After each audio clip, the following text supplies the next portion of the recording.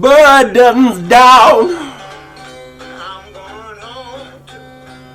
Well, Jesus laid my burdens down. So God can use you. Good morning. Good morning. So I was bounced all the way from Revelations back to Genesis today. That's at the beginning of the Bible. Only in the throne will I be greater than thou. Genesis 41:40. And this is actually Pharaoh talking to Joseph. And kind of similar to the Technicolor Dreamcoat. It's a fantastic tale of this dude, Joseph, whose brothers didn't like him. Didn't like how much his dad loved him. Because he was the eldest son of the wife that their father most loved and most wanted. And he went through this whole trial and error to get that wife. So his children from that wife were greatly esteemed in his eyes, and they didn't like that because they were older too, and they were like, is he gonna get the birthright? This is crap. So they roughed the kid up and sold him into slavery. Yeah, people were hardcore. And so off he goes. He's a slave in Egypt, and God uses him. God uses Joseph in this time of trial, doing miracles and wonderful things. And Joseph ends up basically being doing such good for the kingdom that the Pharaoh says this to him: only in the throne will I be greater than thou. The Pharaoh, right? So Egypt, huge at the time. And he's like, basically, you're as cool as I am around here. Except, obviously I'm still the Pharaoh. But other than that, people will bow when you come. Nothing will be done without your say-so. Just made him pretty much uber-duper powerful. And in return, Jacob does all this awesome stuff. Joseph does all this awesome stuff for him. Stores up all this grain. Basically ends up buying or trading food for all the land of Egypt during this famine. Grows his kingdom beyond, just blessings beyond blessings beyond blessings. All out of this horrific experience.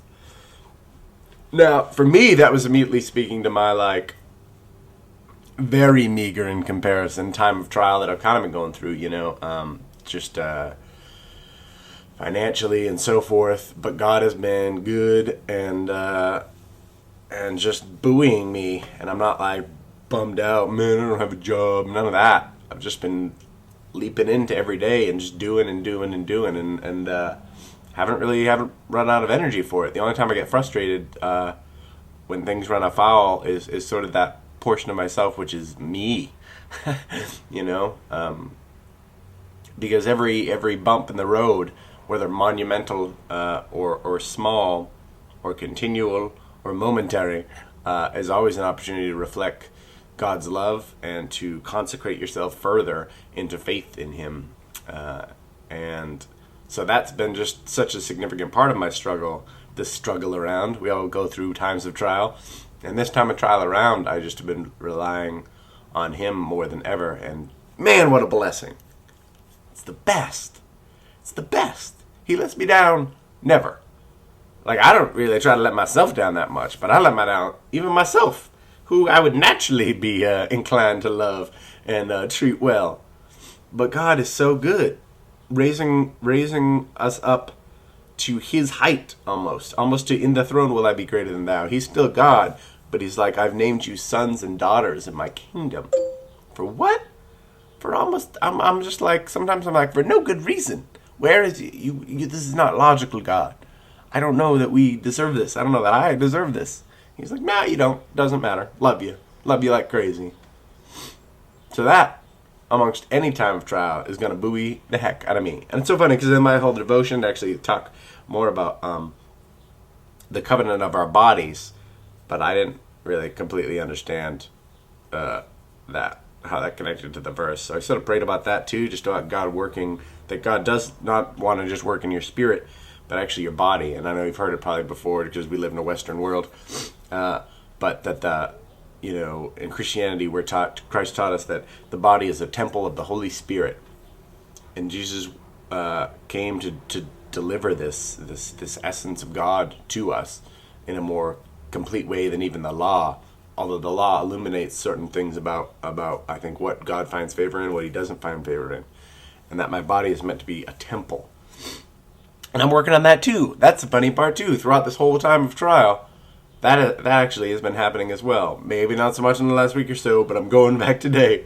I want to make this body as temple-like as possible, and not for my own glory, but just for a simplification, for my energy, for a simplification of my life.